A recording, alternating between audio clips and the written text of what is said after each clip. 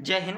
देखिए दोस्तों, आज अपन पढ़ेंगे एमएससी में कॉम्प्लेक्स वाली जो बुक चलती है दोस्तों, कॉम्प्लेक्स वाली जो बुक चलती है उसके अंदर फर्स्ट जो यूनिट है दोस्तों, अपना जो एमएससी का सिलेबस है फर्स्ट ईयर का, उसमें एक टॉपिक चलता है दोस्तों त्रिविमीय प्रक्षेप, इंग्लिश में बोले तो स्टीरियोग्राफिक और प्रोजेक्शन। ठीक है दोस्तों, स्टीरियोग्राफिक प्रोजेक्शन ये अपना टॉपिक है दोस्तों। ये जो टॉपिक है दोस्तों, इसको वो एग्जाम में 10 नंबर में पूछता है दोस्तों। ठीक है, वो पूछता किस प्रकार है इस पर थोड़ी देर बाद मैं बात करूंगा, लेकिन इससे पहले आपके लिए कुछ चीजें बता दूं जो कि अपन इसके अंदर पढ़ेंगे, इसका सवाल को करेंगे। ठीक है, तो उसको समझने के लिए अपने लिए थोड़ा सा आसान हो जाए, पुरानी चीजें मैं इतिहास में आपको ले चलता हूँ, गणित के इतिहास के अंदर जो कि आपने 12th में पढ़ा है। ठीक है दोस्तों, तो ये जो आपको दिख रहा है त्रिविमीय प्रक्षेप, ये त्रिविमीय प्रक्षेप आपने 12th के अंदर 14वीं प्रश्नावली पढ़ी होगी दोस्तों, त्रिविमीय ज्यामिति विविधताएं। ठीक है, त्रिविमीय ज्यामिति प्रश्नावली आपने पढ़ी होगी, 14वीं प्रश्नावली। 13वीं जो प्रश्नावली है उसके जस्ट बाद में जो 14वीं प्रश्नावली है वो त्रिविमीय ज्यामिति प्रश्नावली है मेरे भाई। और वहां पर अपन क्या करते हैं, समतल के बारे में अवश्य पढ़ते हैं, और वहां पर 14.6 तक प्रश्नावली, शायद 14.7 तक प्रश्नावलियां हैं दोस्तों। आप 12वीं में पढ़ के आए होंगे त्रिविमीय ज्यामिति प्रश्नावली को, 14वीं प्रश्नावली को। तो वहां पर अपन क्या करते थे, दो कोई बिंदु देते थे, एक सरल रेखा होती थी वो काटती थी, और जब भी वो काटती है दोस्तों तो उसकी समीकरण जो आती थी वो समीकरण को अपन किस प्रकार लिख सकते थे। अपन मैं पहले थोड़ा सा आपको परिचय दे दूं पीछे का, फिर उसके बाद अपन इस क्वेश्चन को पढ़ाऊंगा, इसको बताऊंगा, फिर उसके बाद में इसकी कैलकुलेशन में बताऊंगा। लेकिन पीछे का थोड़ा सा बताने से यह होएगा कि आपकी पुरानी यादें ताजा हो जाएगी, और ताजा हो जाएगी तो आपको लगेगा कि हाँ अब आसान है, मुश्किल नहीं है, हमें ये चीज आती है, इसलिए आपके समझने में भी सुविधा हो जाएगी, हाँ ये चीजें हमारी समझ में आ गई। ठीक है दोस्तों, तो देखिए वहां पर अपन पढ़ते थे कोई 3 बिंदु दे देता था, एक्स बिंदु मान लीजिए x1 y2 और x1 y1 और z1। ठीक है, और बी बिंदु होते हैं अपने पास x2 y2 और z2। ठीक है, और P कोई बिंदु होता है दोस्तों जो कि किसी बिंदु को काटता है, मतलब इन दोनों के, ये मान लीजिए यहाँ पर B बिंदु के, यहाँ पर क्या है, ये बिंदु है अपने पास मान लीजिए, और यहाँ पर कौन सा बिंदु आ गया अपने पास, यहाँ पर बिंदु P है मेरा भाई। तो इनका, इसका मान तो ये रहा, ये दे रखा मैंने, और बी का मान ये रहा दोस्तों। इन दोनों को मान, बिंदुओं को रख देंगे, और पी की जो बिंदु है दोस्तों उसको मान लेते हैं एक्स वाई और जेड, मान सकते हैं ना। ऐसा अपन करते थे भैया, 12th के अंदर करते थे। 14 प्रश्नावली में 3 बिंदु और उसने समीकरण बेकायदा बुक के अंदर दे रखी है। यदि आपका कोई भाई और कोई बहन 12th में है तो बुक उठाना, 14वीं प्रश्नावली पर जाना, त्रिविमीय ज्यामिति पर, और वहां पर भी 14.2 पर जाना, टॉपिक मिलेगा बेकायदा आपको, मैं जो यहाँ पर बोल रहा हूँ वो। और यहाँ पर इस प्रकार से उसने दर्शा रखा होगा 12वीं की बुक के अंदर। ठीक है, तो मैं 12वीं में इसलिए ले जा रहा हूँ क्योंकि आपको थोड़ी बहुत जानकारी प्राप्त हो जाए। तो इन दोनों के बीच के जो ये बिंदु काटेगा P, इसकी जो समीकरण आती है दोस्तों, वो समीकरण क्या आती है दोस्तों, जिसकी समीकरण अपन लिख देते हैं x माइनस का x1 लिखते हैं दोस्तों, और यहाँ पर लिखते हैं x2 माइनस का x1। ठीक है ना, y माइनस का y1 अपॉन y2 माइनस का y1 लिखते हैं, और फिर बराबर का चिन्ह z माइनस का z1 अपॉन z2 माइनस का z1। ये समीकरण आपने 12th के अंदर पढ़ी है मेरे भाई, याद कीजिए थोड़ा बहुत। ठीक है, तो ये चीजें, और यदि किसी बच्चे को पता नहीं तब भी कोई बात नहीं, ये तो मैंने इसलिए बताई दोस्तों ताकि आपकी पुरानी चीजें कुछ ताजा हो जाए, इसलिए बताई। ठीक है, अब मैं इसको साफ कर देता हूँ, आप एक बार वहां पर जाकर देख लेना, यदि 12वीं की बुक किसी के पास है तो वहां पर ये मिल जाएगी। ठीक है, अब बात करते हैं अपन त्रिविमीय प्रक्षेप, मतलब स्टीरियोग्राफिक और प्रोजेक्शन की। तो ये क्वेश्चन जो एग्जाम में जो आएगा दोस्तों, एग्जामिनर जब क्वेश्चन बनाने बैठेगा तो दो ही प्रकार से क्वेश्चन बना सकता है, तीसरे प्रकार से बिल्कुल भी ये क्वेश्चन नहीं बनेगा दोस्तों। ठीक है, दो ही प्रकार से क्वेश्चन बनेगा। अब बात यह है दोस्तों कि दो प्रकार से किस प्रकार से क्वेश्चन बनेगा, तो पहला प्रकार तो ये है मेरे भाई कि वो डायरेक्ट बना सकता है स्टीरियोग्राफिक प्रोजेक्शन, ऐसे डायरेक्ट दे सकता है वो, जैसे मैंने यहाँ पर हेडिंग डाल रखी है इस हेडिंग को दे सकता है, और इसका पूछ सकता है वो, अपन इसको प्रूफ करेंगे पूरे को। ठीक है, इसको प्रूफ कैसे करते हैं, यहाँ से क्वेश्चन नहीं आता मेरे भाई, क्वेश्चन एक ही आता है, वो भी मैं करवा दूंगा, बस एक ही क्वेश्चन आता है, वो डायरेक्ट इसी को देता है और 10 नंबर में देता है। ठीक है, देखिए दोस्तों, एक चीज तो वो दे सकता है इसको। ठीक है, दूसरा जो चीज वो दे सकता है बना करके एग्जामिनर में, अवश्य दोस्तों इसको आसानी से स्क्रीनशॉट ले लेना और इसको अच्छे से पढ़ लेना। वो दूसरी प्रकार से इस प्रकार से क्वेश्चन दे सकता है, इसके अलावा तीसरा क्वेश्चन बिल्कुल भी नहीं बनेगा दोस्तों, और बनाएगा भी नहीं। ठीक है, आपको ऐसा ही क्वेश्चन मिलेगा तो, नहीं तो फिर डायरेक्ट ये मिलेगा स्टीरियोग्राफिक प्रोजेक्शन। क्वेश्चन क्या है मैं पढ़ रहा हूँ दोस्तों, यदि आपको साफ नहीं दिख रहा है तो एक बार मैं पढ़ रहा हूँ, नोट कर लीजिएगा। व्हाट डू यू है ना, main by stereographic projection giving a point, point यानी बिंदु दे रखे हैं दोस्तों, उसने 3 बिंदु दे रखे हैं अपने लिए। इसको क्या कहते हैं, ईटा, इसको क्या कहते हैं, डेटा जेटा, और इसको क्या कहते हैं, ईटा, इसको क्या कहते हैं, डोटा। One the Riemann is product of the unit radius, मैंने पढ़ा रखा है रीमान भी आपके लिए। फाइंड इट्स क्रॉसपोंडिंग, ओ भाई साहब, point one the complex analysis plane. भाई साहब इसने क्या बोला कि कॉम्प्लेक्स जो एनालिस की जो बुक आपने पढ़ी है उसके अंदर एक वर्त लीजिए और एक समतल लीजिए, समतल का जो बिंदु है उसको वर्त पर दर्शा दीजिए, यही बताना है और कुछ भी नहीं बताना। तो इसका स्क्रीनशॉट ले लीजिएगा, इस क्वेश्चन को भी दे सकता है वो बना करके, और ये 3 बिंदु दे सकता है, ठीक है। इसके अलावा इस हेडिंग को भी दे सकता है। अब मैं हेडिंग को ऐसे ही रखता हूँ, इसके अलावा आपको इसको क्या करता हूँ, क्वेश्चन को साफ कर देता हूँ, ठीक है दोस्तों। अब अपन चलते हैं, अपन को ये पढ़ना है स्टेरोग्राफिक प्रोजेक्शन होता क्या है दोस्तों। तो देखिए सबसे पहले एक वर्त बना लेते हैं। सबसे पहले मैंने क्या बना लिया, एक थोड़ा बड़ा बना लेते हैं, ठीक है, क्योंकि मान रखेंगे तो फिर थोड़ा अपने लिए समझने के लिए थोड़ा बड़ा बना लेते हैं अपन। तो ये है कि मैंने क्या बना लिया दोस्तों, वर्त। आपको तो आपके हिसाब से बनाना है कॉपी पे, ठीक है, मेरे हिसाब से नहीं, मेरे पास तो बोर्ड बहुत बड़ा है इसलिए मैंने बहुत बड़ा बना लिया, ठीक है। यहाँ पर मैंने मूल बिंदु मान लिया इसका O, किसी को दिक्कत नहीं है। इसके सापेक्ष मैंने अक्ष खान दी दोस्तों। ये कौन सी अक्ष है, तो आप बोलोगे ये एक्स अक्ष कहते हैं अपन। ये कौन सी अक्ष है दोस्तों, उसने बिंदु कितने दे रखे थे क्वेश्चन में, पता है ना, 3, तो इसलिए 3 अक्ष लेंगे। तो यहाँ पर क्या है दोस्तों, इसमें 3 ही अक्ष लेंगे, वो इस क्वेश्चन को नहीं देगा, इस हेडिंग को दे देगा, जबकि 3 ही अक्ष। इसको मैंने मान लिया जेड, किसी को दिक्कत नहीं है ना। इसको क्या मान लिया मैंने, तो इसको मान लिया दोस्तों मैंने वाई। यहाँ तक किसी मेरे भाई को दिक्कत है क्या, बिल्कुल भी नहीं है ना मेरे भाई। अब देखिए दोस्तों, अब क्या करते हैं, मैंने जो वर्त मान लिया, अक्ष भी मान लिया, सब कुछ मान लिया, लेकिन मैं एक चीज जानता हूं दोस्तों, ये जो मैंने वर्त लिया है दोस्तों, ये वर्त कैसा लिया है भैया तूने, ये तो बताओ। तो मैं बताता हूं दोस्तों आपके लिए, ये जो वर्त लिया है इसका नाम मैंने दे दिया, मान लीजिए समीशन। इकाई त्रिज्या का वर्त लिया है। ये किसका वर्त लिया है मैंने, तो वर्त जो है दोस्तों मेरे पास वो वर्त है इकाई त्रिज्या का। अब यदि इकाई त्रिज्या का वर्त लिया है तो इस बिंदु एक्स बिंदु क्या होगा दोस्तों, तो आप बोलोगे 0, माफ कीजिएगा, 1,0,0 होगा इकाई त्रिज्या का। वाई के बिंदु क्या होंगे, तो आप बोलोगे 0,1,0 होगा। जेड के बिंदु क्या होंगे, तो 0,0,1 होंगे। क्या नहीं होंगे दोस्तों, आप बोलोगे जी हाँ, इकाई त्रिज्या का वर्त यही तो होगा दोस्तों, इसके बिंदु, ठीक है, इकाई त्रिज्या का वर्त लिया है। तो देखिए दोस्तों यहाँ पर जो बिंदु है दोस्तों वो मैंने क्या मान लिया, एन। किसी को दिक्कत है क्या, नहीं है ना। और देखिए दोस्तों यहाँ पर मैं इसको नीचे ले जाऊं थोड़ा सा लाइन को, और यहाँ पर बिंदु कौन सा मान लिया मैंने, एस। यहाँ तक किसी मेरे भाई को दिक्कत है क्या, बिल्कुल भी नहीं है। डायग्राम बना लिया मैं, फिर बाद में और इसको वापिस समझा दूंगा।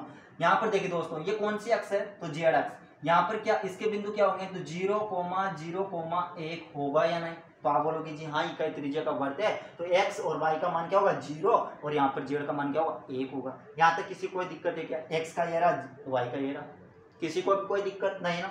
अब उसमें प्लेन बोला था, समतल बोला था, तो मैं क्या करता हूँ, एक वर्त में क्या बनाता हूँ दोस्तों, एक समतल बना लेते हैं। वर्त में क्या बना लेते हैं मेरे भाई, तो वर्त के अंदर मैंने क्या बना लिया, एक ये समतल बना लिया। क्या बना लिया दोस्तों, एक समतल बना लिया। और ये समतल का नाम मैंने क्या दे दिया, तो इस समतल को मैंने कह दिया पी। इस समतल को मैंने क्या कह दिया दोस्तों, पी।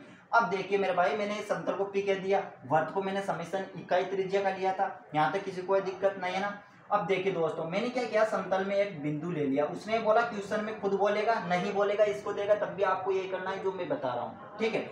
यहाँ पर समतल में एक बिंदु ले लिया, बिंदु का नाम है मेरे पास पी। बिंदु का नाम तो पी है, ठीक है, लेकिन इस बिंदु के कुछ बिंदु तो होंगे, जैसे जेड जो बिंदु था, इस जेड एन बिंदु जो था, माफ कीजिएगा एन, यहाँ पर एन था, तो एन के कुछ न कुछ बिंदु थे 0, 0, 1। तो इसी प्रकार यहाँ पर पी जो बिंदु लिया है आपने, इसके भी कुछ न कुछ बिंदु होंगे, तो अवश्य है दोस्तों। देखिए आपने कॉम्प्लेक्स जो पढ़ी है बुक, उसके अंदर आपने पढ़ा होगा जेड बराबर क्या होता है, एक्स प्लस का आयोटा वाई होता है या नहीं, तो आप बोलोगे जी हाँ। अब देखो दोस्तों मैं क्या कर सकता हूँ, यदि इन दोनों को वर्त के लिए लेता था तो मैं क्या करता था, एक्स कॉमा वाई लिखता हूँ। लेकिन यहाँ पर मेरे पास 2 अक्ष थोड़ी ना है, 3 अक्ष है। देखो एक्स अक्ष अलग है, वाई अक्ष अलग है, जेड अक्ष अलग है, ठीक है ना। तो यहाँ पर क्या करेंगे दोस्तों, अपन डॉट 0, जेड अक्ष के लिए क्या करेंगे दोस्तों, 0 ले लेंगे, ठीक है। 0 लेते हैं, 0 ही लेंगे भैया, क्योंकि x, देखो एक बात स्पष्ट समझ लो कि जो मैंने समतल लिया है उस समतल में बिंदु जो मैंने लिया है वो बिंदु कहाँ पर लिया है आपको पता है, x और y के टर्म में तो लिया है, इन दोनों के मध्य ही तो लिया है मेरे भाई, इन दोनों के मध्य लिया है तो p लिया है, तो इन दोनों के मध्य लिया है, तो इसके बिंदु के जो बिंदु होंगे वो x स्मॉल, y भी स्मॉल और 0। यहाँ तक किसी को कोई दिक्कत है क्या भैया? बिल्कुल भी नहीं है ना, ठीक है। अब अपन को क्या करना है, उसने बोला है कि जो P जो बिंदु है ना मेरे भाई, ये जो समतल में आपने बिंदु लिया है, इस समतल के बिंदु को आप वर्त पर क्या कर दो दोस्तों, इसको वर्त पर अपन को क्या करना है, रिप्रेजेंट करना है। मतलब इसको P जो बिंदु आपने समतल में लिया है दोस्तों, इसको वर्त पर क्या करना है, रिप्रेजेंट करना है। अब देखिए दोस्तों, मैंने क्या किया, इस पर यहाँ से यहाँ तक की एक लाइन, ये थोड़ी टेढ़ी खींच गई लाइन, ठीक है। आप तो सीधी खींचना मेरे भाई, ठीक है ना। आपको क्या करना है मेरे दोस्तों, सीधी लाइनें खींचना है, ठीक है। आपको क्या करना है दोस्तों, सीधी लाइन ही खींचना है, मेरी तरह टेढ़ी नहीं करना है, ठीक है। ये देखो अब सीधी खींच गई ना मेरे भाई, कोई बात नहीं है, टेढ़ी खींच रही तब भी आप तो सीधी खींच लेना, ठीक है। तो ये मैंने क्या किया, मुझे तो ये P बिंदु वर्त पर क्या करना है, रिप्रेजेंट करवाना है। अब देखिए मेरे भाई, मुझे वर्त पर रिप्रेजेंट करवाना है, तो मैं जान गया जो मैंने रेखा खींची है ये वर्त को काट रही है, और ये वर्त को कहाँ पर काट रही है, इस जगह पर, तो यहाँ पर काट रही है। तो ये बिंदु कौन सा दे दिया मैंने, ये बिंदु दे दिया मैंने, मान लीजिए P बार। दोस्तों देखिए मैंने P बार, P यहाँ पर ये क्रॉस का चिन्ह लगाया, 2-3 बार ये घुमाया, मतलब अलग प्रकार से दिया है दोस्तों। 100% ये श्योर है, आपकी जमे अल्फाबेट में जितने भी अल्फाबेट होते हैं 26, उनमें से आप कुछ भी मान सकते हैं। बस इतना मत मानना कि जो जो यहाँ पर मान लिया आपने X Y Z N O P S, इनको ही P को मत मानना, ठीक है। इसके अलावा R बच गया, R को आप लिख सकते हो, मैं भी लिख सकता हूँ, यहाँ पर R भी लिख सकते हो, कोई दिक्कत नहीं है मेरे भाई। इस बिंदु को R दे सकते हैं, B दे सकते हैं, C दे सकते हैं, D दे सकते हैं, E दे सकते हैं, F आपके जमे जो दे सकते हैं। ये कोई रूल नहीं है कि आप P दीजिए यहाँ पर, ठीक है। तो आपके जमे जो दे सकते हैं, अभी फिलहाल के लिए मैंने मान लिया इसको P, और यहाँ पर ये डैश लगा दिया, बार लगा दिया। इस बार माफ कीजिएगा, डैश भी नहीं लगाया, बार भी नहीं लगाया, इसको ऐसा मैंने चिन्ह कर दिया। यहाँ पर अपने एक काम करते हैं, ठीक है। यहाँ पर मैंने P और इसके ऊपर थोड़ा सा ये लगा दिया मैंने स्टार, ठीक है, P स्टार लगा दिया। अब P स्टार लगा दिया, तो इसके भी जब आपने बोला भाई साहब एन के कुछ न कुछ बिंदु है, P के भी आपने बिंदु बता दिए, और आपने तो इधर X के बिंदु बताए, Y के बिंदु बताए, तो क्या इसके बिंदु नहीं बताओगे आप P स्टार के? तो मैंने बोला आपसे कि P स्टार के बिंदु बताऊंगा, लेकिन थोड़ा विश्वास तो रखिए। अब देखिए दोस्तों, P स्टार के जो बिंदु होंगे वो P स्टार के बिंदु क्या हो सकते हैं, है ना। अब P स्टार के जो बिंदु होंगे दोस्तों, वो P स्टार के बिंदु अपने पास है capital X, capital Y, capital Z। ये मैंने क्या ले लिया दोस्तों, P स्टार के बिंदु है। एक बार इसकी रचना कर रहा हूं मैं, सबसे पहले इसकी क्या कर रहा हूं दोस्तों, रचना। इस रचना को आराम से समझिए, धीरे धीरे समझिए, गणितीय विश्लेषण तो आसान है, वो तो आ जाएगा, अभी मैं बता दूंगा आपके लिए, लेकिन इस रचना को फिर समझ लीजिए एक बार, फिर समझा रहा हूं मैं। अब क्या हुआ कि ये हुआ कि एक वर्त लिया इकाई त्रिज्या का, उस पर पाई एक मैंने समतल बना दिया, समतल के अंदर ही मैंने एक बिंदु लिया P को मैंने वर्त पर रिप्रेजेंट करवाना था, तो मैंने एक लाइन खींच दी, एक रेखा ले ली, एक रेखा जो N से P तक मिला दी। जैसे ही मिलाए मेरे भाई, वो वर्त को काट रही थी, वर्त को जहां पर काट रही थी उसका नाम मैंने P डैश दे दिया, P डैश, है ना, P डैश उसका बिंदु का नाम दे दिया। उसके जो बिंदु थे वो capital X, capital Y, capital Z मैंने मान लिया। यहाँ तक किसी कोई दिक्कत है क्या? ये रचना हो गई इसकी, लिख सकते हो आप रचना लिखना चाहो तो, ठीक है दोस्तों। ये तो मैंने इसकी रचना कर दी। अब देखते हैं इसका गणितीय विश्लेषण, इसका गणितीय विश्लेषण क्या है, ठीक है दोस्तों। तो सबसे पहले अपन गणितीय विश्लेषण इसका देखेंगे। तो मैंने आपसे बोला है दोस्तों कि मैंने क्या लिया है, मैंने एक गोला है, गोला की क्या है दोस्तों, यहाँ पर लिखना, गोले का इकाई त्रिज्या की समीकरण, है ना, इकाई त्रिज्या। अच्छा इंग्लिश में लिख सकते हो आप, एमएससी में पढ़ रहे हो इसलिए गोले को क्या बोलते हैं वो आप लिख सकते हो, स्केलर इकाई को यूनिट बोलते हैं, है ना, त्रिज्या को इस प्रकार से आप समीकरण को अपनी इक्वेशन बोलते हैं, तो इंग्लिश में लिख सकते हो आप, एमएससी के स्टूडेंट हो, मैंने हिंदी में लिख दिया, ठीक है। तो यहाँ पर देखिए इसकी इकाई त्रिज्या की समीकरण बतानी है अपने गोले के वर्त की, तो क्या हो जाएगी दोस्त, कैपिटल X मैंने क्या लिया था, कैपिटल X का स्क्वायर, Y का स्क्वायर कैपिटल, और Z का स्क्वायर कैपिटल बराबर 1। ये समीकरण होगी। क्यों होगी ऐसा, तो ऐसा इसलिए होगा क्योंकि इकाई त्रिज्या का मैंने वर्त लिया था। यहाँ तक किसी कोई दिक्कत है क्या? बिल्कुल नहीं है, इसे समीकरण नंबर 1 बना दो, यहाँ तक दिक्कत नहीं है। अब देखो दोस्तों, तब या फिर देन लिखना, आप तो इंग्लिश में लिखोगे, देन एमएससी के स्टूडेंट हो इंग्लिश में लिखो, देन के बाद में अपन लिखेंगे X व Y, व की जगह पे फिर वो लिखो, मेरे हिंदी में लिखा हुआ रहा है, आप तो इंग्लिश में लिखना, प्लेन समतल करते हैं इसे, ठीक है, समतल। अब X और Y में क्या है अपने पास, समतल है, और यहाँ पर क्या है अपने पास, पॉइंट, मतलब बिंदु कौन सा है, तो पॉइंट P है दोस्तों, पॉइंट क्या है P।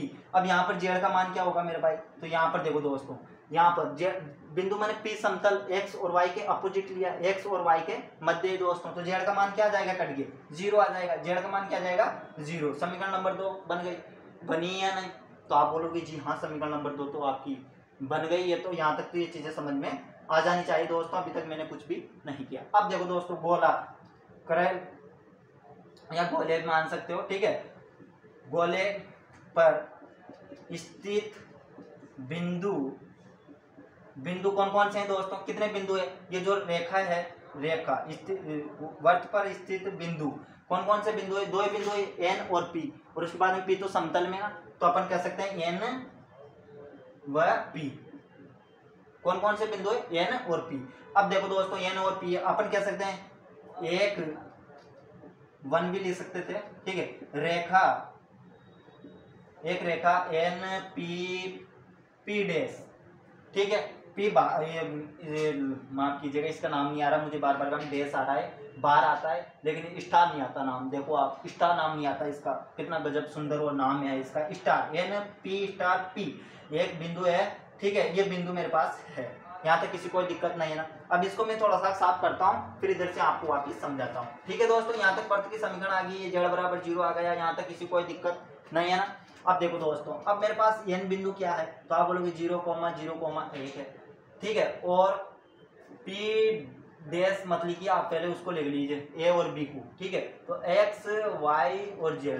अब इसके बाद में P, फिर मुझको बार नाम आ रहा है, और जब किससे कहना का चाहे मैंने बताया था थोड़ी देर बाद, अब मुझे नाम नहीं आ रहा यार, ये Z capital, Y capital, Z capital, हाँ X भी कैपिटल, ठीक है, P बार भी नहीं कहते, डैश भी नहीं कहते मेरे भाई, इसे कहते हैं P स्टार। P क्या कहते हैं, स्टार, इसको नाम मैं बार बार काम भूलता हूँ। अब देखिए दोस्तों, ये मेरे पास क्या है, बिंदु है, ठीक है, यहाँ तक किसी कोई दिक्कत नहीं। अब मैंने थोड़ी देर पहले जब वीडियो चालू की थी तब आपसे जिक्र किया था 14वीं प्रश्नावली का, वहां पर मैंने बोला था कि ये कोई रेखा है, ये B और ये यहाँ पर बिंदु कोई काट रहा है मेरे पास P, तो मैंने इसका नाम दिया था XYZ, और याद करो दोस्तों XYZ यहाँ पर नहीं क्या, तो आप बोलोगे जी हाँ। अब चीजें आपके समझ में आ गई होगी कि मैंने ऐसा पहले क्यों लिखा था और क्यों आपके लिए बताया था, और यहाँ पर X1 और Y2 और Y3 था, और इसकी जो समीकरण होती थी अपनों को 14 प्रश्नावली में 12वीं में पढ़ ली आ रही चीजें, तो आपके समझ में आ जानी चाहिए, ठीक है। तो इसकी समीकरण मैंने x माइनस का x1 बताई थी, x2 माइनस का x1 बताई या नहीं,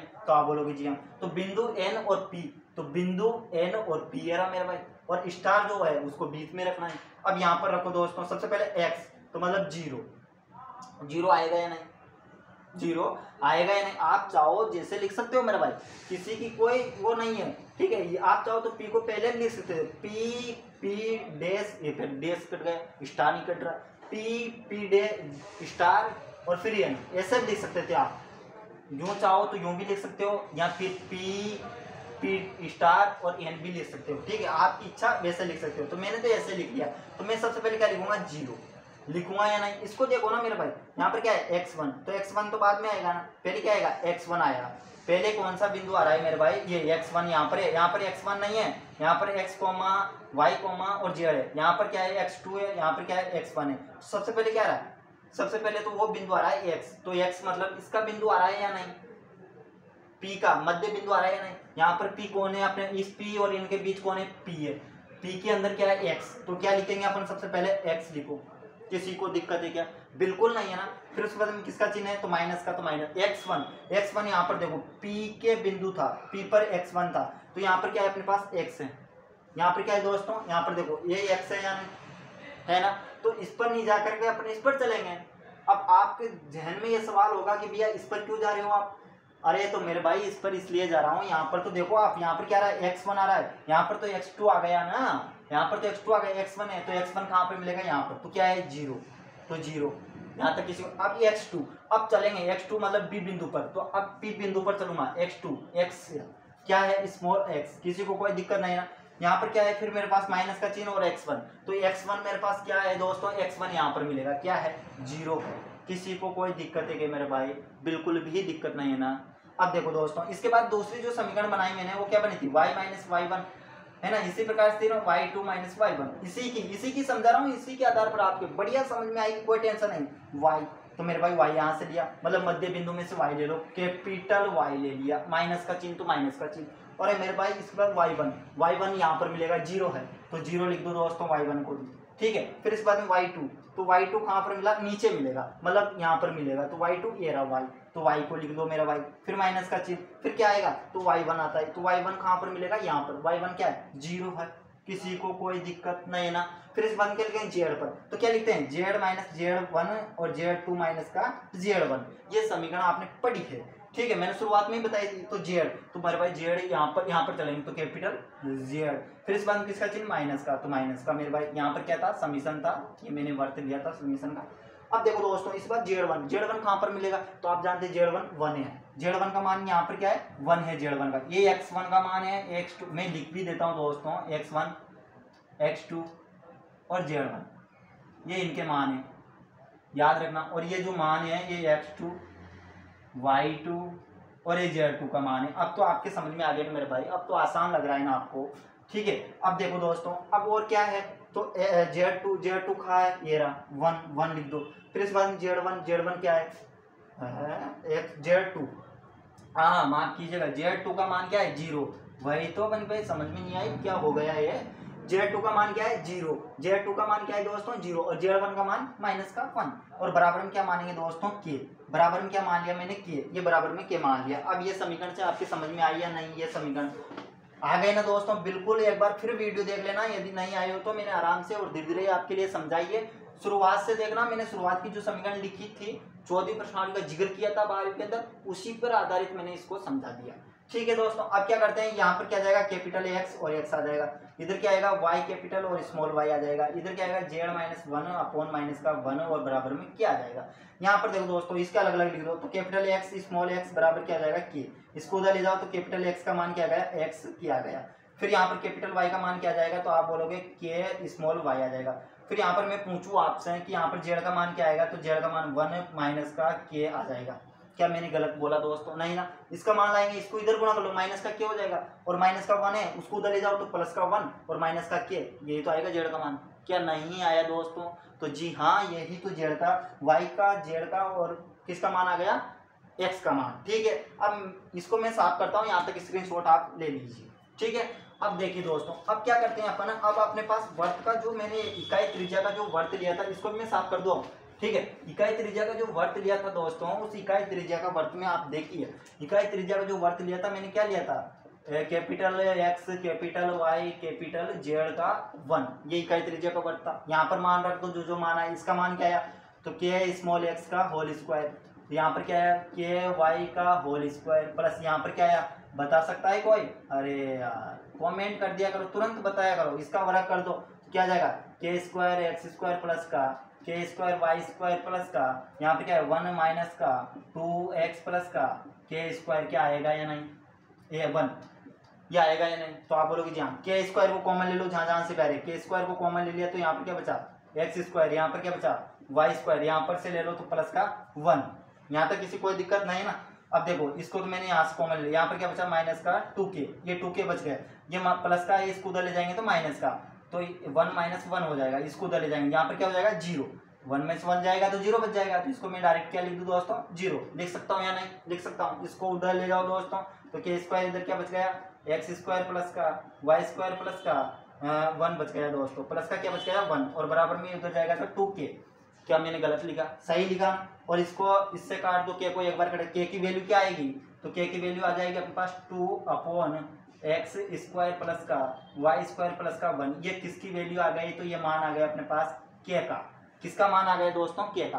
अब k का जो मान आया है, इस k को मान को क्या करेंगे, अपने वहां पर रख देंगे, है ना, मान रख देंगे, तो मान रखेंगे k की जगह पर, तो k कहाँ पर था अपने पास, ये आपको पता होना चाहिए, मुझे नहीं आपको, अभी देखना मैं तो लिख दूंगा, मुझे तो पता है, ठीक है। तो आपने स्क्रीनशॉट लिया होगा, मैं k का मान रखता हूँ, ठीक है, तो k का मान रखते हैं। अब k का मान एक तो अपने पास समीकरण थी x कैपिटल बराबर 2x था या नहीं, मैं आपसे पूछता हूँ, तो आप बोलोगे जी हाँ था, यही बोल सकते हो आप, तो और क्या बोलोगे, आपको पता तो यही है, तो k और यहाँ पर क्या लिखेंगे दोस्तों x, एक तो ये था मेरे पास, दूसरा क्या था capital Y small y k था, तीसरा मान क्या था, तो तीसरा मान था मेरे पास कैपिटल Z1 माइनस का K। क्या मैंने गलत लिखा, सही लिखा ना। अब यहाँ पर देखो एक K का मान रखो, तो K का मान इसको रखेंगे तो क्या जाएगा 2x। और मेरे दोस्त इसमें 10 नंबर मिलते हैं, कितने नंबर का आता है ये 10 नंबर का, हो सकता है वो 15 नंबर में भी दे दे, ठीक है। और इसका मान क्या हो जाएगा, तो कैपिटल Y और यहाँ पर क्या हो जाएगा 2y स्मॉल में और x स्क्वायर प्लस का क्या हो जाएगा y स्क्वायर प्लस का 1। और अपना सवाल तो हो ही गया, बस यहाँ तक ही तो करना था। यहाँ पर देखो 1 माइनस का यहाँ पर मान रखेंगे तो 2 और यहाँ पर क्या आ जाएगा मान, ये आया था ना इसका मान, पता तो है ना आपको, पता तो है ना, ये आया था ना, ठीक है। अब देखो इसका मान क्या है 2x स्क्वायर प्लस का y स्क्वायर प्लस का 1। इसका लहसा ले लो तो लहसा क्या आ जाएगा, लहसा तो ये आ जाएगा मेरा भाई x square y square plus का 1। ये इधर जाएगा, इधर जाएगा तो x स्क्वायर प्लस का y स्क्वायर प्लस का 1 माइनस का 2, क्या बच गया, z की वैल्यू क्या है, तो x स्क्वायर प्लस का y स्क्वायर प्लस का माइनस का 1। और यहाँ पर नीचे क्या जाएगा x स्क्वायर प्लस का y स्क्वायर प्लस का 1। ये z का मान आ गया। तो मेरे भाई कैपिटल X का मान आ गया, कैपिटल Y का मान आ गया, कैपिटल Z का मान आ गया। कैपिटल किस पर माने मैंने, P स्टार पर माने थे, capital Y capital Y capital Z, तो तीनों के मान आए या नहीं। तो मैं क्या ऐसा लिख सकता हूँ कि वर्त जो था मेरा इकाई वर्त, उस पर एक रेखाखंड काटता था और जिस पर P जो बिंदु था मेरा समतल पर, वो बिंदु क्या करता था, उस पर रिप्रेजेंट हो रहा था, ठीक है, उसको भी रिप्रेजेंट हो रहा था। तो यहाँ पर P जो स्टार है उसके बिंदु क्या क्या आ गए, तो मैं लिख सकता हूँ 2x x स्क्वायर प्लस का y स्क्वायर प्लस का 1 लिख सकता हूँ या नहीं। आप बोलोगे जी हाँ 2y दूसरा बिंदु क्या है, तो x स्क्वायर प्लस का y स्क्वायर प्लस का 1 क्या नहीं लिख सकता, तो आप बोलोगे जी हाँ लिख सकते हो। फिर तीसरा बिंदु x square y square plus का माफ कीजिएगा माइनस का 1, ये जेड का मान रहा आपके सामने दिखाऊँ, x square y square plus का 1। क्या यहाँ तक किसी बालक को कोई दिक्कत है क्या, नहीं है ना मेरे भाई। अभी तक भी अपना सवाल पूरा नहीं हुआ दोस्तों, यहाँ पर अपने को नहीं छोड़ना है, यहाँ पर छोड़ेंगे तो अपने लिए नंबर नहीं देगा। अपने लिए हो सकता है 5 नंबर दे, हो सकता है नहीं भी दे, तब भी कोई बात नहीं है।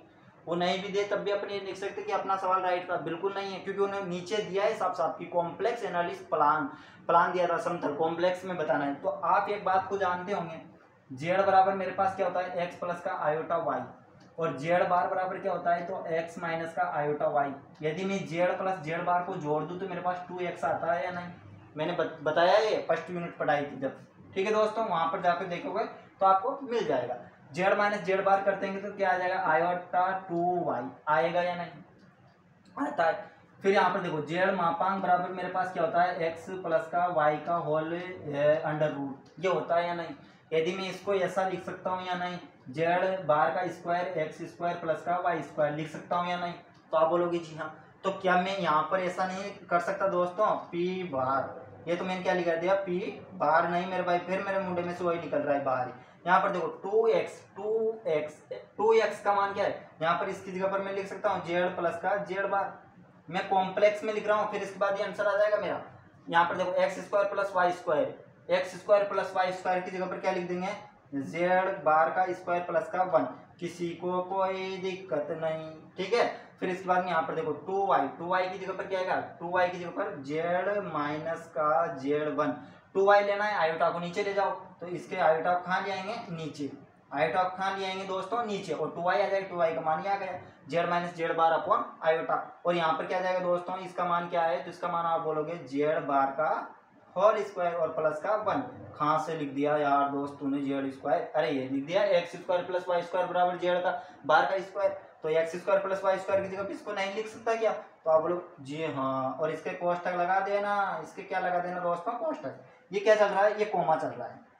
अब देखो दोस्तों x square plus y square बराबर क्या है, तो जेड मापांक का square, x square plus y square का जेड मापांक का स्क्वायर, माइनस का 1 तो माइनस का 1 अपॉन में क्या जाएगा इसकी जगह पर जेड मापांक का स्क्वायर और प्लस का क्या जाएगा 1। और यही अपना क्या है दोस्तों आंसर है मेरे भाई, इसमें 10 नंबर मिलते हैं। ये हो गया अपना हिस्टोग्राफिक प्रोजेक्शन यानी कि त्रिविमीय प्रक्षेपण जो था दोस्तों, प्रक्षेप इसका जो डेरिवेशन था, इसकी जो सॉल्यूशन थी, इसका जो हल था, वो मैंने सारा बढ़िया अच्छे से आपको समझाया है। और भविष्य मतलब भूतकाल में मतलब पीछे भी आपको इतिहास में भी ले जा करके 12वीं के अंदर भी 14वीं प्रश्नावली के अंदर ले जा करके मैंने मेरी पूरी कोशिश की आपको समझाने की, मैं विश्वास करता हूँ। और आपके समझ में आई होगी चीज़ें दोस्तों, तो लाइक कीजिए, सब्सक्राइब कीजिए प्लीज़ मेरे भाई। और अभी भागिए मत, एक चीज़ और बता दूँ, हो सकता है दोस्तों इसका विपरीत पूछ ले, विपरीत भी पूछ रहे तो एक तो आंसर ये देना है अपन को तो आंसर यही दे के आना है, ठीक है। वो क्वेश्चन मैंने बताया उसके हिसाब से और ऐसे दे देगा। अब इसका विपरीत पूछ लिया उसने कन्वर्जन,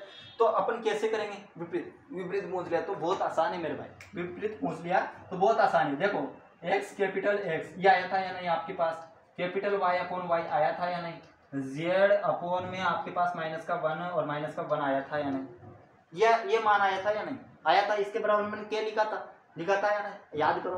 तो आप बोलोगे जी हाँ ऐसा तो आया था और आपने तो वहां पर के भी लिखा था, ऐसा आया था और आपने के भी लिखा था। तो दोस्तों अपन क्या कर सकते हैं इसके अंदर अपन को कुछ भी नहीं करना होता मेरे भाई। अब क्या करेंगे दोस्तों अपन, अब एक काम करो तो आप एक्स कैपिटल और इसको किसके जेड माइनस 1 अपॉन माइनस का 1 ले लो, इसको इधर गुणा कर लो, यहाँ से स्मॉल एक्स का मान लिया बस, और कुछ भी नहीं करना मेरे भाई, इतना ही करना है। तो इसको इधर करेंगे तो क्या हो जाएगा, इसको इधर करेंगे तो क्या हो जाएगा भैया, अरे यार माइनस का एक्स, इसको नीचे लाएंगे और फिर इसमें ही भाग दे देंगे तो क्या हो जाएगा जेड माइनस का 1, कॉमन ले लो तो यहाँ से माइनस को कॉमन लेंगे तो एक्स 1 माइनस का जेड हो जाएगा। क्या होगा या नहीं हो जाएगा। वाई को ले आओ, वाई का मान भी ऐसे लेंगे, capital y small y z minus का 1 माइनस का 1, वाई का मान क्या आएगा, तो आप डायरेक्ट यहाँ भी लिख सकते थे वाई का मान निकाल करके, क्या लिख सकते हैं स्मॉल वाई और 1 माइनस का जेड। ओ भाई साहब आपने तो कमाल कर। और जेड का मान क्या आएगा, जेड का मान क्या आएगा दोस्तों, है ना, जेड का मान भी अपन को क्या करना है बताना है। तो जेड का मान बताना है, इस जेड का मान भी मैं यहाँ पर बताता हूँ नीचे, ठीक है। एक पार्ट ऐसे भी जिसका विलोम पूछ ले वो विपरीत पूछ ले तो इस प्रकार से बता सकते थे अपन, वहां से बता देते फिर विपरीत। ये तो एक्स का मान आ गया, ये किसका मान वाई का मान, अब जेड का मान लाना है। तो जेड का मान अपन जानते हैं जेड बराबर क्या होता है एक्स प्लस का आयोटा वाई होता है मेरे भाई, माइनस का 1 अपॉन क्या आता है माइनस का 1। किसी को दिक्कत है क्या, बिल्कुल नहीं है ना। अब देखो x प्लस का आयोटा y माइनस का 1 आ गया, यहाँ तक किसी कोई दिक्कत है क्या दोस्तों, बिल्कुल भी नहीं है ना यहाँ तक तो, ठीक है। बढ़ जाए आगे, बढ़ जाए तो यहाँ पर देखो दोस्तों, यहाँ पर अपन कैपिटल भी मान सकते हैं, शायद उसने बुक में -1 प्लस का 1, अच्छा ठीक है माफ कीजिएगा मुझसे थोड़ी सी मिस्टेक हुई, यहाँ तक ये मान सब कुछ ठीक है अपना, मिस्टेक कहीं नहीं हुई, मिस्टेक तो यहाँ पर ही थोड़ी सी। जेड बराबर अपने पास क्या है एक्स प्लस आयोटा वाई होता है या नहीं, एक्स बराबर प्लस आयोटा वाई होता है या नहीं होता है, और एक्स का मान अपने पास है तो रख दो ना मेरे भाई, है तो ये रहा ना आपके पास एक्स का मान, और यहाँ पर तो कैपिटल आएगा, कैपिटल यहाँ पर भी दोस्तों कैपिटल है, यहाँ पर क्या है कैपिटल, तो कैपिटल लिखना दोस्तों, यहाँ पर क्या लिखेंगे अपन कैपिटल 1 माइनस का जेड प्लस का चिन्ह और iota capital y upon 1 minus का जेड, और ये तीनों बिंदु ही अपने पास पी डैश जो था उसके मान आ गए, ये एक्स का मान ये वाई का मान और ये जेड का मान आ गया दोस्तों। अगर विपरीत में पूछ ले तो ये आपका डेरिवेशन खत्म हुआ, ये जो टॉपिक था स्टेरोग्राफिक प्रोजेक्शन ये टॉपिक आपका खत्म हुआ दोस्तों। जय हिंद जय भारत दोस्तों, लाइक कर दीजिए सब्सक्राइब कर दीजिए और अपने दोस्तों के साथ शेयर कर दीजिए। अगली वीडियो मिलते हैं, जब तक के लिए धन्यवाद। जय हिंद जय भारत दोस्तों। मैं विश्वास करता हूँ ऐसा कि आपके समझ में आई होगी, धीरे धीरे आराम से पढ़ाया है सब कुछ, ठीक है।